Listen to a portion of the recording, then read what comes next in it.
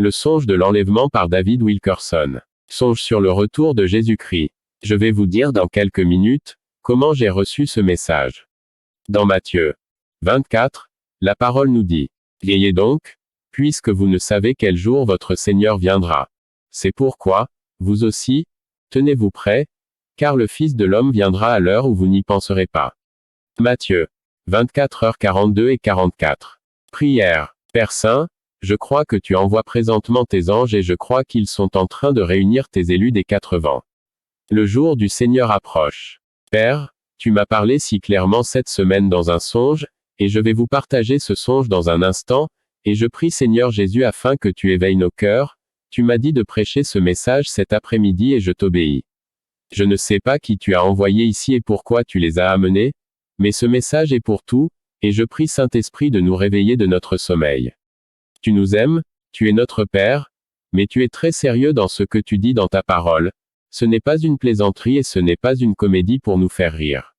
Seigneur, tu ne tardes pas ta venue, tu nous dis que tu viens comme un voleur dans la nuit.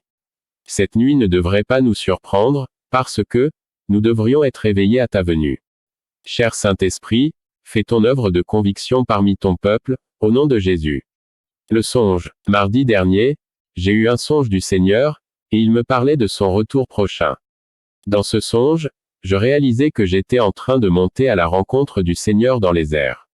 C'était l'enlèvement, il y avait des multitudes de personnes qui montaient, il y avait une très puissante force d'attraction qui nous élevait dans les airs. Les anges étaient venus nous chercher. Ils entraient dans les maisons et allaient chercher des personnes. Je savais avec certitude que je m'en allais à la maison. Le Seigneur Jésus était venu, et nous étions tous rassemblés ensemble par les anges qui venaient chercher ceux qui s'étaient préparés. Ceux qui étaient prêts entrèrent avec lui au festin des noces, et la porte fut fermée. Matthieu 25/10. Il y avait des milliers et des milliers de personnes qui montaient, comme l'éclair part de l'Orient et lui jusqu'à l'Occident. Je voyais cet enlèvement prendre place comme au ralenti.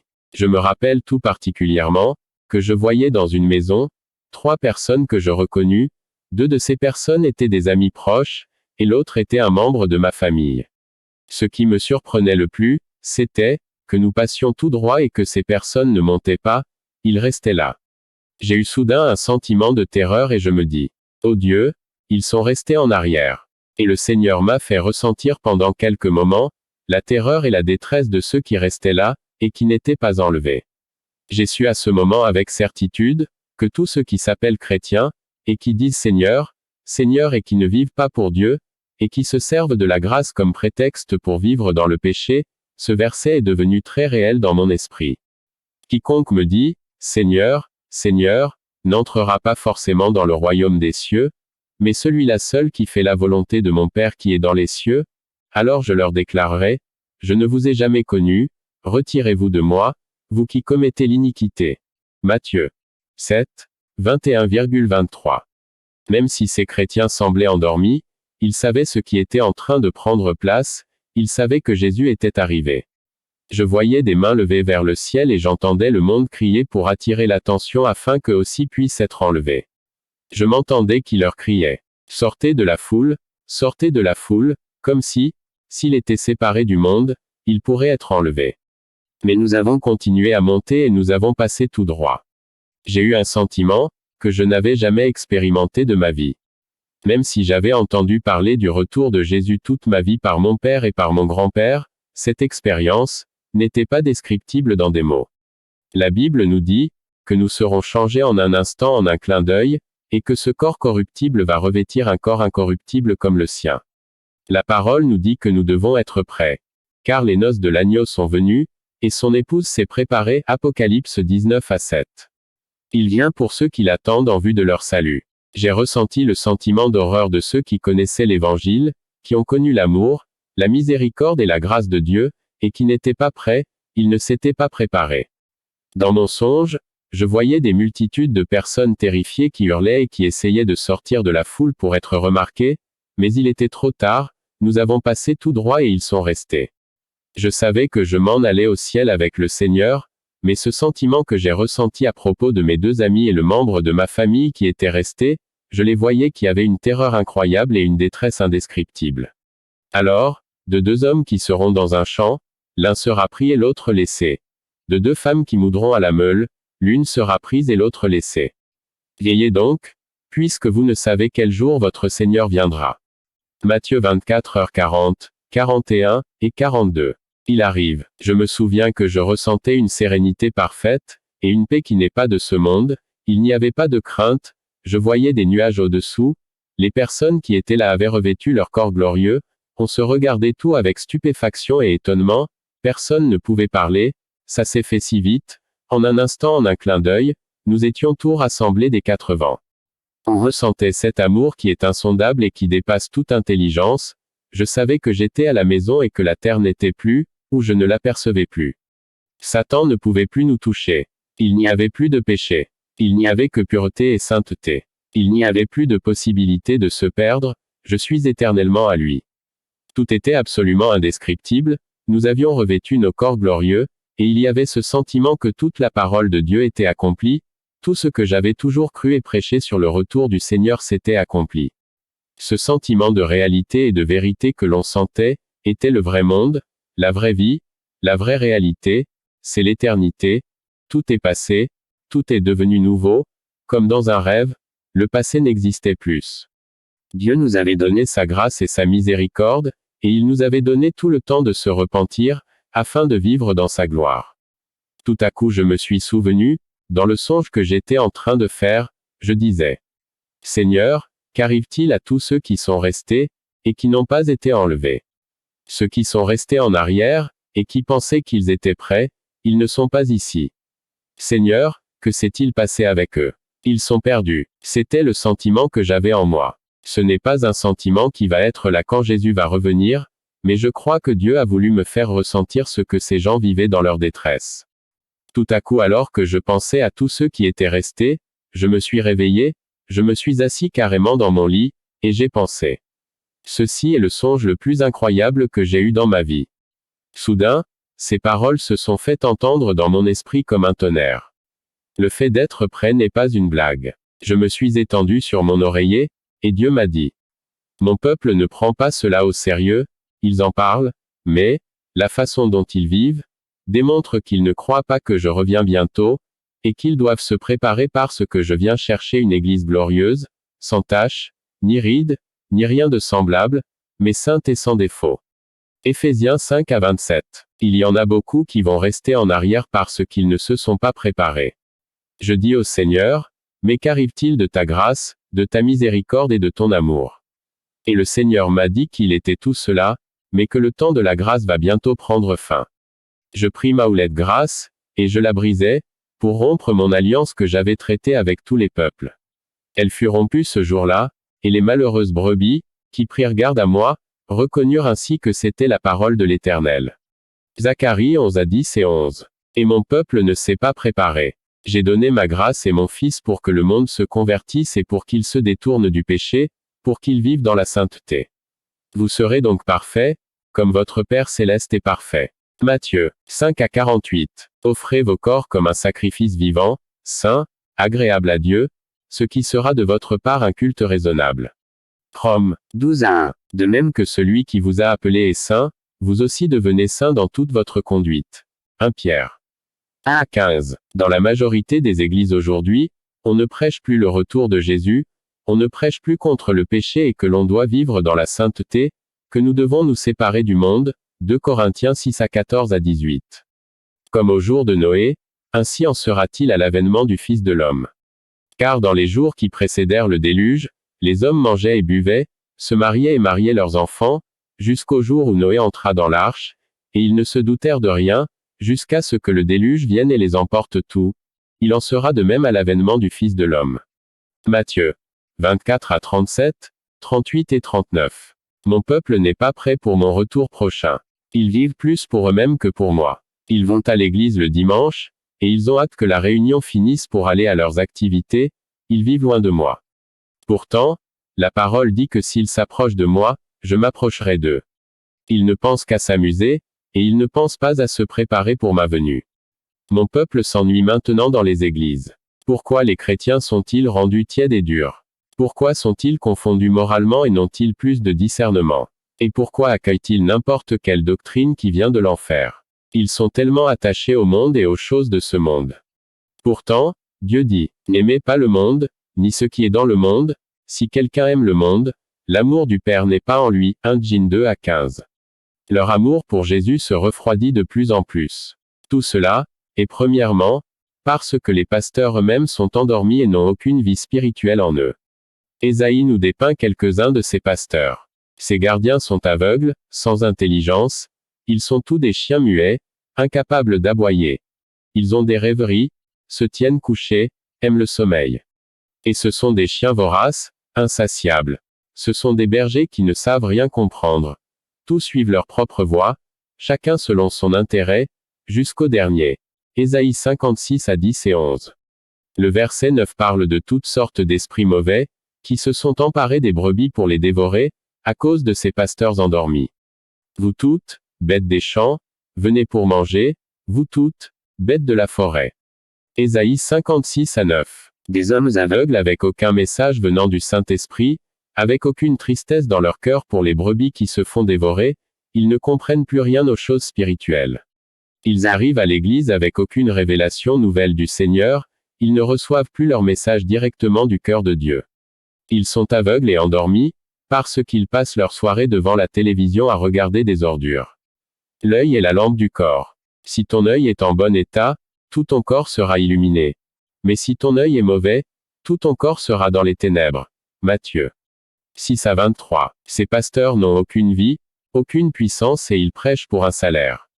Ces chefs jugent pour des présents, ces sacrificateurs enseignent pour un salaire, et ces prophètes prédisent pour de l'argent, et ils osent s'appuyer sur l'Éternel, n'est-il pas au milieu de nous? Michée 3 à 11. Cette attitude est tellement répandue dans l'Église, que ce n'est pas étonnant que nous vivions dans une nation loin de Dieu et rétrograde. C'est aussi pour cela que bien des églises ferment leurs portes, il n'y a plus d'hommes de Dieu qui vivent dans la prière et dans le jeûne, et qui cherchent vraiment à connaître Jésus. Pourtant, l'apôtre Paul, presque à la fin de sa vie, faisait cette prière. Mon but est de le connaître, lui. Philippiens 3 à 10. Il n'y a plus d'hommes de Dieu qui pleurent devant les brebis, sachant qu'il y en a parmi elles qui s'en vont en enfer. Malgré tout cela, nous avons notre part de responsabilité. Même s'il y a beaucoup de pasteurs morts spirituellement et qu'il y a beaucoup d'églises mortes, la Bible nous dit que nous allons avoir à rendre compte pour nous-mêmes. Nous avons la parole de Dieu et le Saint-Esprit pour nous guider et nous aider à la comprendre. Vous ne pourrez pas au jour du jugement, mettre le blâme sur aucun pasteur ni sur aucune église. Vous avez votre Bible, étudiez-la et apprenez à connaître Jésus par vous-même, et mettez-la en pratique. Ainsi quiconque entend de moi ces paroles et les met en pratique sera semblable à un homme sensé qui a bâti sa maison sur le roc. Matthieu 7 à 24. Nous n'aurons aucune excuse au jour du jugement. Ceux-là seuls qui sont prêts, vont être enlevés pour se marier avec Christ. Car les noces de l'agneau sont venues, et son épouse s'est préparée. Apocalypse 19 à 7. L'épouse s'est préparée. Jésus ne revient pas pour une épouse qui dort, il vient pour une épouse qui l'attend. L'Esprit et l'épouse disent, viens. Si vous aimez vraiment Jésus, aujourd'hui, le cri de votre cœur va être, Seigneur, que dois-je faire pour être prêt? Nous avons beaucoup à faire pour nous préparer, mais le Saint-Esprit m'en a énuméré 3, alors que j'étais encore dans mon lit cette nuit-là. Ces versets sont venus très clairement dans mon esprit. Premièrement, si donc vous êtes ressuscité avec Christ, cherchez les choses d'en haut, où le Christ est assis à la droite de Dieu. Préoccupez-vous de ce qui est en haut, et non de ce qui est sur la terre. Colossiens 3 1 et 2. Placez vos yeux sur Jésus et sur sa parole et non sur ce qu'il y a dans ce monde. La parole nous encourage à racheter le temps, car les jours sont mauvais. Éphésiens 5 à 16. La Bible nous dit aussi, quand le Christ votre vie, paraîtra, alors vous paraîtrez aussi avec lui dans la gloire.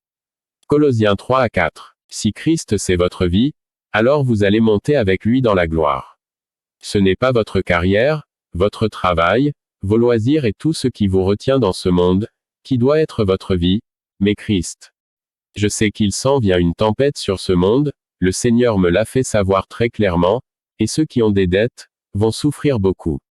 Le Seigneur nous demande de ne pas devoir rien à personne autant dans le Nouveau Testament que dans l'Ancien Testament. Le prophète Habakkuk nous dit, sous l'inspiration du Saint-Esprit, malheur à celui qui accumule ce qui n'est pas à lui. Jusqu'à quand? Malheur à celui qui augmente le fardeau de ses dettes. Habacuc 2-6. Sortez de vos dettes, sortez de vos dettes. Les soucis et les fardeaux étouffent la parole en vous. Jésus dit, celui qui a reçu la semence parmi les épines, c'est celui qui entend la parole, mais en qui les soucis du monde et la séduction des biens de ce monde étouffent cette parole et la rendent infructueuse.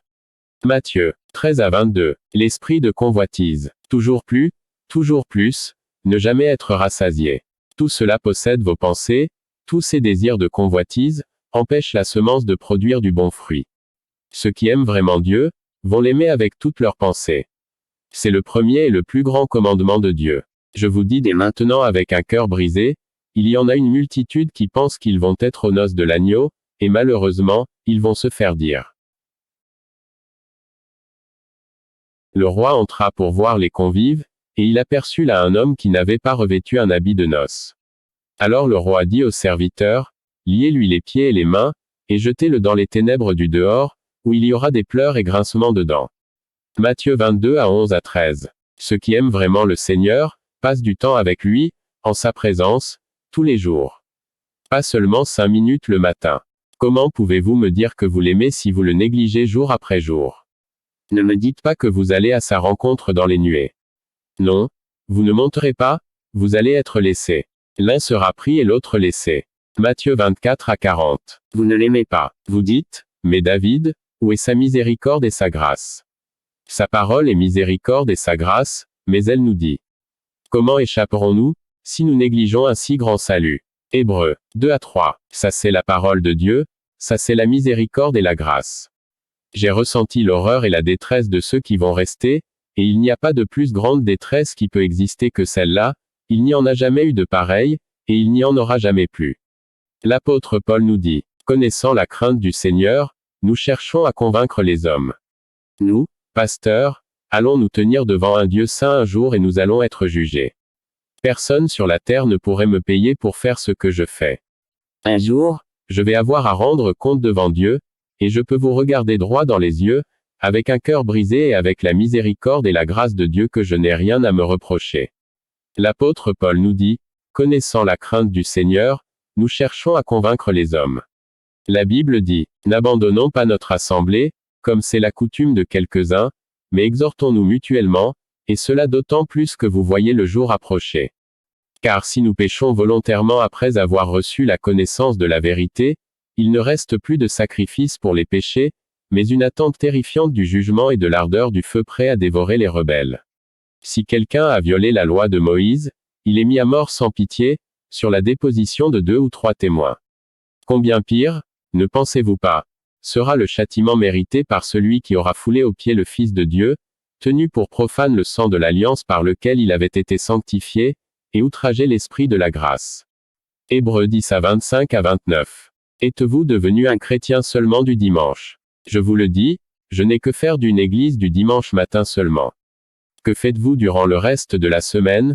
Passez-vous votre temps devant la télévision? Voici ce que le Saint-Esprit m'a dit deuxièmement, écoutez bien attentivement, vous ne pouvez pas être prêt, si vous ne réglez pas avec Dieu tout ce qui est mauvais dans votre cœur, chaque blessure, chaque racine d'amertume, chaque animosité, et ce que je vous dis maintenant, a été confirmé ici ce matin avec grande puissance par le Saint-Esprit. Allons dans Jacques chapitre 5, je vous ai dit, que le fait d'être prêt n'était pas une plaisanterie. Je n'essaie pas d'être fanatique, comprenez-moi, je désire seulement vous prêcher la vérité afin que vos âmes soient sauvées. Je vous demande de m'écouter, et voyez que mon cœur est concerné pour vous, comme vous ne l'avez jamais vu, parce que beaucoup de vos âmes parmi vous, dépendent de ce que vous allez faire maintenant. Après ce message, je suis prêt à me laver les mains, à cause de plusieurs d'entre vous qui refuseront de se repentir.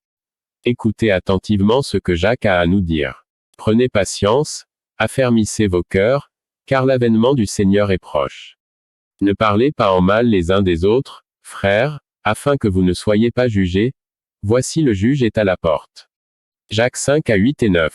Le juge se tient à la porte. Jacques nous explique une façon de se préparer pour le retour de Jésus, en rendant notre cœur pur, de ne pas avoir aucune racine d'amertume ou d'animosité contre un frère ou contre une sœur et de ne pas parler en mal d'eux, afin qu'il n'y ait rien qui nous sépare de Dieu dans notre union avec lui. L'apôtre Jean nous dit, celui qui prétend être dans la lumière, tout en haïssant son frère, est encore dans les ténèbres, il marche dans les ténèbres et ne sait où il va, parce que les ténèbres ont rendu ses yeux aveugles. 1 Jean 2 à 9 et 11. Nous entendons beaucoup de cochonneries psychologiques aujourd'hui, de faux raisonnements qui essaient de blâmer nos attitudes de péché de notre passé, afin d'excuser ces péchés, et d'empêcher la conviction du Saint-Esprit qui voudrait nous amener à la repentance. Non, non, non, ce qui vous sépare de Dieu est dans votre cœur, pas dans votre passé. Vous devez vous repentir et aligner vos cœurs avec la parole de Dieu avant que Jésus ne revienne. Dieu dit, « Écoutez-moi s'il vous plaît. J'en ai assez de vos plaintes, j'en ai assez de vos lamentations, j'en ai assez de vos critiques et de vos murmures, REPENTEZVOUS. Si vous avez quelque chose contre un frère ou une sœur, vous feriez mieux de régler ce problème tout de suite, c'est urgent. Est-ce que vous rejetez la parole de Dieu qui dit, supportez-vous les uns les autres et, si l'un a à se plaindre de l'autre, pardonnez-vous réciproquement. De même que Christ vous a pardonné, pardonnez-vous aussi. Colossiens 3 à 13, et Marc 11 à 26 dit, lorsque vous êtes en prière, si vous avez quelque chose contre quelqu'un, pardonnez-vous, afin que votre Père qui est dans les cieux vous pardonne aussi vos fautes. Vous me dites que vous êtes prêts pour le retour de Jésus, alors que Dieu ne vous pardonne même pas vos péchés si vous avez quelque chose contre quelqu'un, ou parce que vous tenez rancune à un frère ou à une sœur. Ne savez-vous pas que Dieu vient chercher une épouse qui a un cœur pur? La Bible dit, heureux ceux qui ont un cœur pur, car ils verront Dieu. Matthieu 5 à 8. Écoutez-moi bien, vous voulez être réunis avec les élus lorsque les anges vont venir pour le rassemblement des élus des 4 vents. Cela ne me dérange pas quelle théologie vous avez, ou en quelle doctrine vous croyez, cela ne me dérange pas de quelque manière. Mais si vous excusez vos péchés, je me demande quelle sorte de grâce vous utilisez pour couvrir vos péchés. Car la Bible dit que, si vous ne pardonnez pas à vos frères de tout votre cœur, votre Père ne vous pardonnera pas non plus, et vous allez mourir dans vos péchés. Vous allez mourir dans vos péchés. Oubliez que vous êtes prêts pour le retour de Jésus, vous allez mourir dans vos péchés si vous ne vous repentez pas. Peu importe ce qu'ils vous ont fait, la parole vous dit de pardonner. C'est certain et très clair dans la parole que tout chrétien qui ne pardonne pas, ne peut être sauvé. Maintenant cela va devenir un petit peu plus sévère, allons ensemble dans l'évangile de Matthieu chapitre 24 à 48 à 51. S'il vous plaît, remarquez que ce serviteur était un chrétien. Mais il a développé un cœur mauvais, voyez il appelle Dieu, mon maître, il appelle Dieu son maître et parle même de son retour. Mais si c'est un mauvais serviteur qui se dit en lui-même, mon maître tarde à venir, s'il se met à battre ses compagnons de service, et s'il mange et boit avec les ivrognes, le maître de ce serviteur viendra le jour où il ne s'y attend pas et à l'heure qu'il ne connaît pas. Il le mettra en pièces et lui fera partager le sort des hypocrites, c'est là qu'il y aura des pleurs et des grincements de dents. Dans le verset 49, la phrase dans les textes grecs pour battre ses compagnons veut dire littéralement, frapper verbalement avec la langue. Cet individu s'installe au téléphone et s'enivre de paroles qui sont du poison et qui empoisonnent ceux qui l'entendent. Ils sont intoxiqués par la calomnie et la médisance, cela peut être une épouse qui parle de son mari ou un mari qui parle de son épouse ou un frère ou une sœur et ainsi de suite, et cela persiste sans jamais qu'il y ait repentance. Tu t'assieds et tu parles contre ton frère, tu diffames le fils de ta mère. Voilà ce que tu as fait, et je me suis tu. Tu t'es imaginé que je te ressemblais. Mais je vais te reprendre et tout mettre sous tes yeux. Psaume 50 à 20 et 21. Cela peut aussi être quelqu'un qui parle contre son patron ou un compagnon de travail et il persiste à s'enivrer de ses paroles mauvaises, jour après jour après jour. Ils sont ivres et intoxiqués. C'est du poison. Je sais que je parle à quelqu'un prophétiquement en ce moment, qu'il soit ici ou qu'il écoute cette cassette ou qu'il lise cet article. Vous êtes en train de vous endurcir et vous êtes déterminé à ne pas pardonner. N'oubliez pas que le vrai pardon de Dieu oublie nos offenses et que nous devons aussi oublier leurs offenses avec l'aide du Saint-Esprit. Laissez-moi vous citer ce verset. La pauvreté spirituelle et la honte sont le partage de celui qui rejette la correction, mais celui qui a égard à la réprimande est honoré. Proverbe 113 à 18. Ceux qui vivent avec des péchés dans leur cœur n'entendront pas la trompette de Dieu. Dieu dit, si vous vous repentez, je vais vous envoyer mon Saint-Esprit avec ma miséricorde et ma grâce, et je vais répandre sur vous ma bénédiction avec abondance. Dieu donne son Saint-Esprit à ceux qui lui obéissent. Acte 5 à 32. Si vous refusez de vous repentir, je vous dis que la malédiction va venir sur vous, et j'ai vu cela se produire dans beaucoup de ministères et dans la vie de beaucoup de chrétiens. Ils ont perdu la présence de Dieu, ils vivent dans les ténèbres, ils ne comprennent plus rien aux choses spirituelles, ils n'ont plus de révélation, ils n'entendent jamais la douce voix du Saint-Esprit leur parler, ils sont confus et ils ne sont pas prêts. Je vous le déclare, c'est le temps de prendre la parole de Dieu au sérieux, de croire ce qu'elle dit, et de la mettre en pratique. Dieu est très sérieux dans ce qu'il dit. C'est un Dieu d'amour et de miséricorde, mais il est aussi un feu dévorant. Il va consumer par ce feu tous ceux qui se moquent de sa grâce. Combien pire, ne pensez-vous pas sera le châtiment mérité par celui qui aura foulé aux pieds le Fils de Dieu, tenu pour profane le sang de l'alliance par lequel il avait été sanctifié, et outragé l'esprit de la grâce. Hébreux 10 à 29. Toute ma vie j'ai prêché la grâce et la miséricorde de Dieu, mais sachez avec certitude que la grâce va bientôt prendre fin. Je pris ma houlette grâce, et je la brisai, pour rompre mon alliance que j'avais traitée avec tous les peuples. Zacharie 11 à 10. Lorsque la porte de l'arche de Noé fut fermée par Dieu lui-même, il n'y fut plus possible d'y entrer. Repentez-vous tandis qu'il en est encore temps. Jésus vous attend avec amour, il pleure encore sur Jérusalem, la Jérusalem spirituelle, il vous attend pour vous rendre libre et celui qu'il rend libre il le rend réellement libre. Si donc le Fils vous rend libre, vous serez réellement libre. Jean WS 8 à 36. Tout ce que vous avez à faire, c'est de lui dire, « Ô Dieu, je ne veux plus de ces péchés dans mon cœur, libère-moi, ces péchés sont en train de détruire mon âme et dévorer ma vie. » Pleurez devant le Seigneur et tournez-vous vers lui de tout votre cœur, mettez-vous en règle avec Dieu. Soyez réconciliés avec lui, préparez-vous pour son retour prochain. Je sais que ceci n'est pas un message pour vous faire crier de joie, mais c'est un message qui peut sauver vos âmes. Examinez vos cœurs maintenant devant le Saint-Esprit. Premièrement, est-ce que Christ est dans votre vie plus que le sport ou la télévision et toute autre chose, qui prennent tout votre temps, vos pensées qui pourraient vous fermer la porte du ciel, parce que tout ce qui passe avant le Seigneur devient de l'idolâtrie. Fils de l'homme, ces gens-là portent leurs idoles dans leur cœur, et ils attachent les regards sur ce qui les font tomber dans l'iniquité. La télévision me laisserai-je consulter par eux? Ézéchiel 1 4 à 3. Vos yeux sont-ils placés devant la sensualité? Avez-vous des regards de convoitise? Dieu veut aussi purifier vos yeux. Y a-t-il quelque chose de trop difficile pour le Seigneur? Tout ce que ça prend, c'est une vraie repentance. Il vient pour ceux qui ont un cœur pur. Vivez-vous dans l'adultère ou dans la fornication? Le Seigneur essaie-t-il de vous convaincre depuis longtemps d'abandonner vos péchés, et pourquoi? Selon ce que dit le Saint-Esprit, aujourd'hui, si vous entendez sa voix, n'endurcissez pas vos cœurs, comme lors de la révolte. Hébreux 3 à 7 et 8. Ceux qui endurcissent leur cœur, n'entendent plus la douce voix Saint-Esprit qui essaie de les amener à la repentance.